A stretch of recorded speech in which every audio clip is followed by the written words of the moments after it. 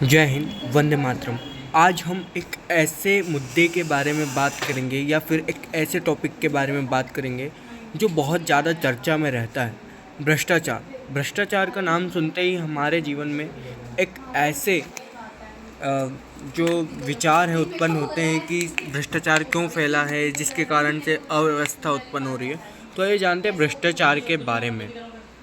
जब कोई व्यक्ति न्याय व्यवस्था के नियमों के विरुद्ध जाकर अपने स्वार्थ की पूर्ति के लिए सार्वजनिक संपत्ति, स्थिति, शक्ति और अधिकार का गलत प्रयोग करता है, वह व्यक्ति भ्रष्टाचारी कहलाता है। मतलब कि जो भी न्याय व्यवस्था होती है उसके खिलाफ जाता है वो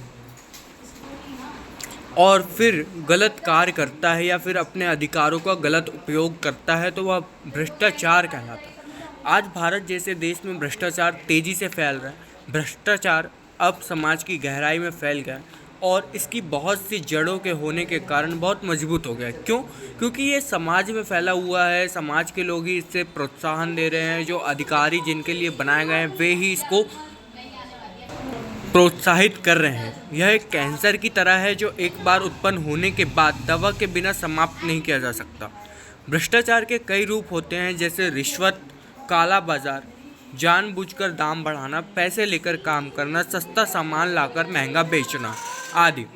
भ्रष्टाचार विभिन्न प्रकार का हो सकता है जो शिक्षा, खेल, राजनीति क्षेत्र जैसे अन्य क्षेत्रों में फैले हैं। भ्रष्टाचार के कारण व्यक्ति अपनी जिम्मेदारियों को नहीं समझ पाता है। भ्रष्टाचार कई तरह से हो सकता है, जैसे चोरी, बेईमानी, सार्वजनिक संपत्ति का गलत उपयोग करना, अनावश्यक रूप से समय की बर्बादी करना, शोषण और घोटाला आदि भ्रष्टाचार में आते हैं। इससे विकासशील और विकसित देशों में अपनी जड़ें जमा ली हैं। हमें गुलामी से वास्तविक स्वतंत्रता प्राप्त करने में अपनी समाज और देश के भ्रष्टाचार को दूर करने की ज़रूरत है। हम पैसों के कारण अपनी असली जिम्मेदारी भूल गए। हमें यह समझने की ज़रूरत है कि पैसा ही सब कुछ नहीं होता। हम इसे हमेशा के लिए नहीं रख सकते। यह हमें केवल लालच और भ्रष्टाचार दे सकता है। यह सच है कि जीवन जीने के लिए धन की आवश्यकता होती है, लेकिन यह सच नहीं है कि सिर्फ अपने स्वार्थ और लालच के लिए हम किसी के जीवन से खेलें और उसका दुरुपयोग करें। भ्रष्टाचार का रोग सरकारी और गैर सरकारी संस्थाओं में फैल गया है। क्यों? क्योंकि जो भ्रष्टाचार होता है वह सरकारी क्षेत्र में भी है और गैर सरकारी मतलब कि जो सरकारी नहीं है वहाँ पर भी भ्रष्टाचार है। आम आदमी से अपना कार्य करवाने के लिए अफसर नेताओं को घूस देनी पड़ती है, मतलब रिश्वत देनी पड़ती है। भारत अपने लोकतंत्र के लिए प्रसिद्ध है, लेकिन यह भ्रष्टाचार है जो इसकी लोकतांत्रिक प्रणाली को बर्बाद कर रहा है। सरकार द्वारा भ्रष्टाचार को रोकने के लिए कोई सख्त कदम नहीं बनाए जाने के कारण भ्रष्टाचार लोगों के हौसले दिन ब दिन बढ़ते जा रहे हैं। भ्रष्ट लोग जो इसको बढ़ावा देते हैं, उनके हौसले और बढ़ रहे हैं, क्योंकि सरकार इसके लिए काम या फिर कदम नहीं लेती है, जिसके कारण वर्तमान घोटालों की संख्या बढ़ गई है। अब देखते हैं भ्रष्टाचार के कारण क्या क्या होते हैं। सबसे पहला कारण हम देखें तो देश का लचीला कानून। देश का लचीला कानून कैसे कि भ्रष्टाचार विकासशील देशों की समस्या है। यहाँ भ्रष्टाचार होने का प्रमुख कारण देश का लचीला कानून है। पैसे के दम पर ज़्यादातर भ्रष्टाचारी बाइज्जत बरी हो जाते हैं, क्योंकि पैसे देते ही लोग जो अपराधी होता है वो अपराध से मुक्त हो जाता है। अपराधी को दंड का डर भी नहीं होता, क्योंकि वो पैसे दे देता है। व्यक्ति का लोभी स्वभाव। लालच और असंतुष्टि एक ऐसा विकार या फिर रोग है जो व्यक्ति को बहुत अधिक नीचे गिरने पर विवश कर देता है। व्यक्ति के मस्तिष्क में सदैव अपने धन को बढ़ाने की प्रबल इच्छा उत्पन्न होती है, जिस कारण से वह भ्रष्टाचार को अपनाने के लिए आगे बढ़ता है। आदत देखते हैं। आदत व्यक्ति के व्यक्तित्व में बहुत गहरा प्रभाव डालती है,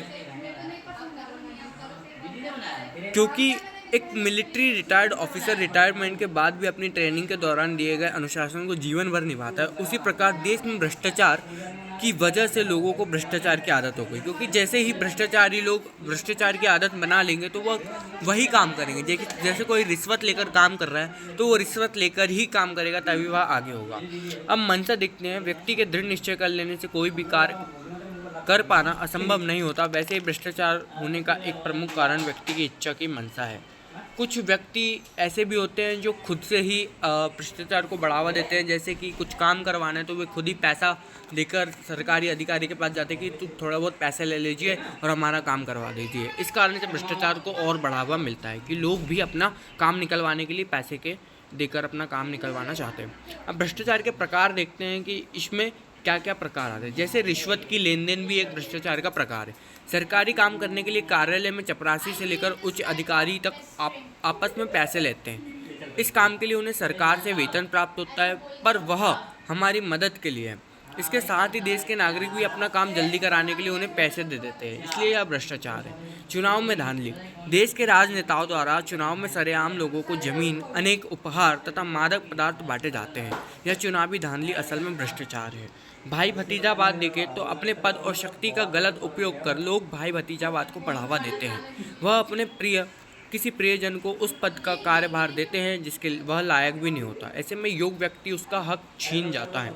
भाई भतीजा मतलब कि जो अपने ही रिलेशन में होते हैं उनको जॉब पे लगा देना या फिर उस कार्य में लगा देना, ये भाई भतीजावाद है, जिससे असली जो हकदार होता है, जिसको काम आता है, वह जॉब नहीं कर पाता है, उस कार्य को नहीं कर पाता। नागरिकों द्वारा टैक्स की चोरी। नागरिकों द्वारा टैक्स भुगतान करने के लिए प्रत्येक देश में एक निर्धारित पैमाना तय किया गया है, पर कुछ व्यक्ति सरकार को अपनी आय का सही विवरण नहीं देते हैं और टैक्स चोरी करते हैं। यह भ्रष्टाचार की श्रेणी में आता है। शिक्षा तथा खेल में घूसखोरी। शिक्षा तथा खेल के क्षेत्र में भी घूस लेकर लोग मेधावी व योग्य उम्मीदवार को सीटें नहीं देते। मेधावी मतलब कि जो इंटेलिजेंट लोग होते हैं या फिर जो योग्य होते हैं उसको सीट नहीं देते, बल्कि उन्हें घूस दे देते हैं, जो उन्हें पैसे देते हैं या फिर घूस देते हैं। भ्रष्टाचार के उपाय तो देखें, भ्रष्टाचार को खत्म करने के लिए उपाय देखें तो हमारे संविधान में सख्त कानून, भ्रष्टाचार के खिलाफ सख्त कानून बनाए जाने चाहिए। हमारे संविधान में लचीलेपन की वजह से अपराध में दंड का भय भी नहीं रह गया, इसलिए भ्रष्टाचार के खिलाफ सख्त कानून बनाने की ज़रूरत है। कानून की प्रक्रिया में समय का सदुपयोग करना चाहिए। कानून प्रक्रिया में बहुत अधिक समय नष्ट नहीं किया जाना चाहिए, बल्कि क्योंकि इससे भ्रष्टाचार को बढ़ावा मिलता है। लोकपाल कानून की आवश्यकता। लोकपाल भ्रष्टाचार से जुड़े शिकायतों को सुनने का कार्य करता है।